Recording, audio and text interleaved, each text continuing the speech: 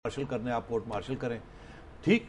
और अगर हमारा कानून इस वक्त कहता है कि सुप्रीम कोर्ट की ज्यूरिसडिक्शन नहीं है तो सुप्रीम कोर्ट कह दे हमारी ज्यूरिसडिक्शन नहीं है, और अगर है तो कह दे हमारी ज्यूरिसडिक्शन है, और बता दे किस कानून के तहत है और किस कानून के तहत नहीं है।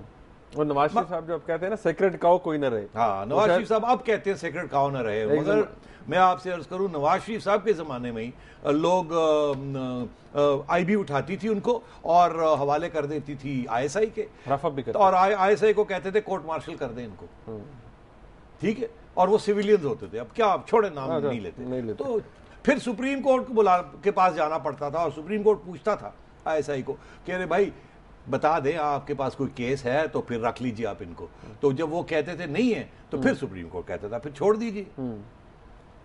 तो देखिए ये ज्यादती ऐसे नहीं होना चाहिए, सियासी तौर पे विक्टिमाइजेशन में एजेंसीज को इन्वॉल्व नहीं होना चाहिए, और जहां एजेंसीज जेन्युइनली इन्वॉल्व होती हैं, सुनिए मेरी बात, तो फिर कोर्ट मार्शल करें, खुले आम कोर्ट मार्शल करें, करके पता लगे कि जी ये चार्जेस थे, ये कोर्ट मार्शल होगी, खत्म होगी बात। ये लोगों को लेके बैठे रहना, जेलों में भरते रहना, छुपा के रखना, ये तो गुआंतानामो बे वहां और यहाँ हमारे पता नहीं कितने गुआंतानामो बेस बने हुए, बगराम मेयर बेस देखने सेठी साहब, मतलब पता नहीं कितने लोग पड़े हुए हैं सेठी साहब। कॉल्स भी अब हाल में कॉलर्स की हम लेते हैं, एसएमएस बहुत ज्यादा आए हुए हैं सेठी साहब।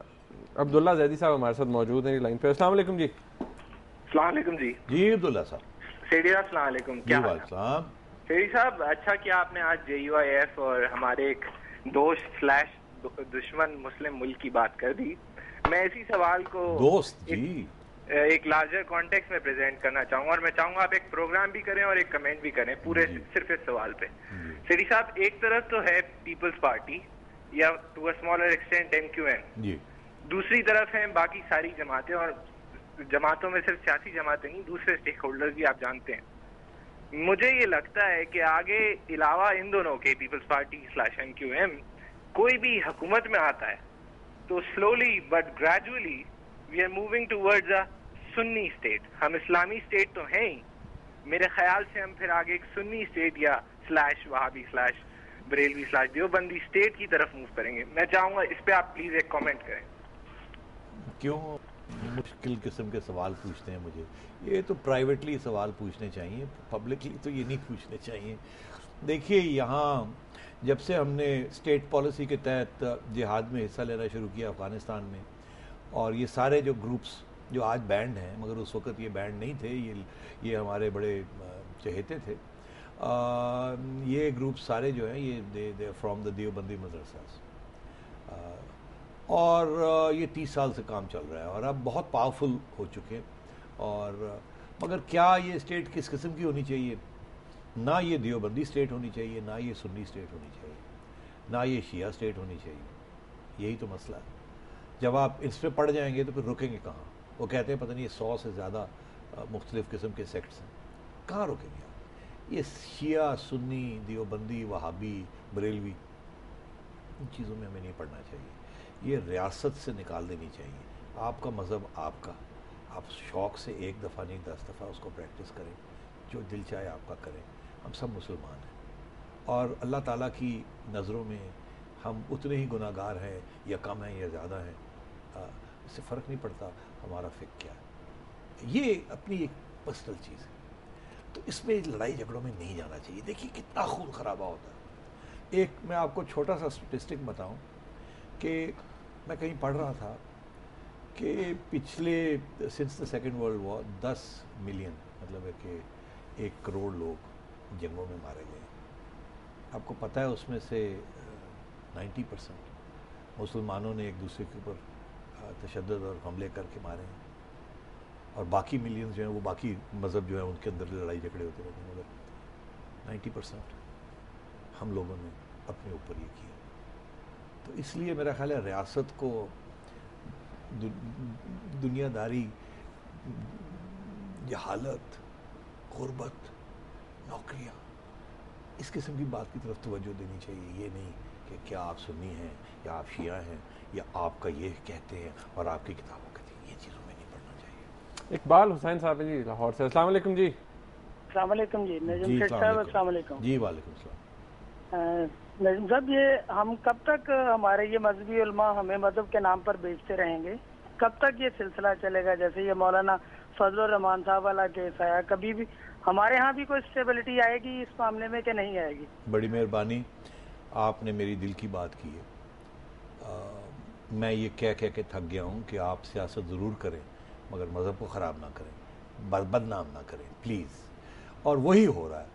جس قسم کی یہ مذہبی جماعتیں سیاست کرتی ہیں, جس قسم کی موقع پرستی کرتی ہیں. دیکھیے 1950s, 1960s, 1970s, 1980s Jamaat Islami امریکہ کے ساتھ چل رہی تھی 40 سال. جب جہاد ختم ہوا, پیسہ ختم ہوا, ہتھیار ختم ہوئے, امریکہ چلا گیا تو یہ اینٹی امریکن بن گئے. تو یہ موقع پرستی نہیں تھی, یہ کوئی اسلام کی خدمت کر رہے تھے کہ امریکہ کے ساتھ بیٹھ کے ان کے پٹھو بنے ہوئے تھے. اور ادھر مولانا جو ہیں وہ امریکن ایمبیسڈر این پیٹرسن کو کہہ رہے ہیں مجھے پرائم منسٹر بنا دیجیے. تو یہ کس کے ساتھ زیادتی کر رہے ہیں؟ صاحب عادل صاحب ہیں کراچی سے. السلام علیکم. جی عادل صاحب. السلام. منیب صاحب, سیٹھی صاحب, آپ سے میرا ایک سوال تو نہیں, سجیشن تھا کہ آج آپ کو اپنے پروگرام میں بجائے کرنٹ افیئرس کو ڈسکس کرنے کے بجائے آج کی تاریخ کی مناسبت سے سکوت ڈھاکہ اور اسی ریلیشن میں بلوچستان کے حالات کو ڈسکس کرنا چاہیے, کیونکہ جن حالات کی وجہ سے سکوت ڈھاکہ ہوا تو وہی حالات آج بلوچستان میں بھی ہیں. تو بڑی مہربانی, میں مشکور ہوں آپ کا کہ آپ نے یہ بات کہی بلوچستان کی. میں نے آج ہلکا سا ذکر کیا کہ بلوچستان میں سینکڑوں لوگ جو ہیں وہ مسنگ ہیں, یہ ڈسپیئرڈ ہیں. بلوچستان کے اوپر بھی ایک پروگرام کریں گے. یہ اتنا آسان نہیں ہے, اس میں بہت سی کمپلیکیشنز ہیں اور میں کچھ تھوڑا بہت جانتا بھی ہوں اندر کی کہانی. تو یہ ضرور بات کرنی چاہیے. لوگ بلوچستان سے بھی میرا خیال ہے کچھ دوستوں کو بلانا چاہیے, بیٹھ کے یہ بات ہونی چاہیے. جذبے والی بات نہیں ہونی چاہیے, حقائق کی بات ہونی چاہیے اور حقوق کی بات ہونی چاہیے. سیٹھی صاحب, یہ ایک سوال ہے بڑا انٹرسٹنگ کہ صرف پیپلز پارٹی نہیں, جیسے آپ نے بتایا کہ جی JUIF کے بھی منسٹرز کرپشن کرتے رہے ہیں, تو اس کو ختم کرنے کا کیا طریقہ ہے پھر؟ اس کے لیے اکراس دا بورڈ کو کیا کیا جائے کہ ختم ہو جائے؟ ایک تنویر صاحب. جی تنویر صاحب, عرض یہ ہے کہ کوئی میجک وانڈ تو نہیں ہے کہ کرپشن ختم ہو جائے گی. میں نے پہلے بھی کہا تھا کہ کچھ حد تک تو کرپشن بلٹ ان ہوتی ہے ہر سسٹم میں. جہاں کیپٹلزم ہے وہاں کرپشن ہے. امریکہ میں بہت کرپشن ہے, برطانیہ میں, فرانس میں, ہر جگہ پہ کرپشن ہے. کک بیکس ہیں, کمیشنز ہیں. سب سے زیادہ کرپٹ ادارہ پینٹاگن ہے. تو یہ باتیں تو سب کو پتہ ہے. تو یہ کہنا کہ جس کرپشن ہی ختم ہو جائے یہ تو ہو نہیں سکتا. اب آئیے کہ کیسے یہ پانی گندا ہے, پانی کو کیسے صاف کیا جائے؟ کیا پانی بند ہی کر دیا جائے کہ تالاب میں پانی نہ ہو تاکہ ہم سوئم ہی نہ کر سکیں؟ وہ کچھ لوگ کہتے ہیں نہیں صفائی کر دیں, پالیٹیشنز ہی چھٹی کرا دیں. عرض یہ ہے نہیں, ہمیں فلٹریشن پلانٹس لگانے چاہیے. فلٹریشن پلانٹس کیا ہیں؟ فلٹریشن پلانٹ ایک تو غیر جانبدار نیب جو بھی نہیں ہے ہونی چاہیے. غیر جانبدار اسٹرانگ مضبوط الیکشن کمیشن جو بھی نہیں ہے ہونی چاہیے. غیر جانبدار اسٹرانگ مضبوط میڈیا, مضبوط ہے, اسٹرانگ ہے. غیر جانبدار پتہ نہیں, یہ آپ فیصلہ کریں گے. اور اب وہ مجھے منیب فاروق کہہ رہے ہیں کہ جی ٹائم ختم ہو گیا. تو یہ فلٹریشن پلانٹس لگنے چاہیے جس میں پبلک سروس کمیشن اور یہ میرٹ اورینٹیڈ آرگنائزیشنز جہاں میرٹ از ویری امپورٹنٹ اور ٹرانسپیرنسی از ویری امپورٹنٹ. تو اس قسم کے جتنے فلٹریشن پلانٹس آپ سوسائٹی میں لگاتے جائیں گے اتنی سوسائٹی کلین ہوتی جائے گی اور سسٹم چلنا شروع ہو جائے گا. سیٹھی صاحب آپ کا بہت شکریہ. ناظرین, سیٹھی صاحب نے کہا کہ فلٹریشن پلانٹس لگا دیجئے. میں ایک سیدھا سا حساب کہتا ہوں, نیچے چولہا جلا دیجئے تاکہ سب کے پاؤں جلیں اور کوئی کرپشن نہ کرے. TNS@duniatv.tv پہ ہمیں فیڈ بیک ضرور دیجیے گا. دیکھنے کا بہت شکریہ. اللہ حافظ.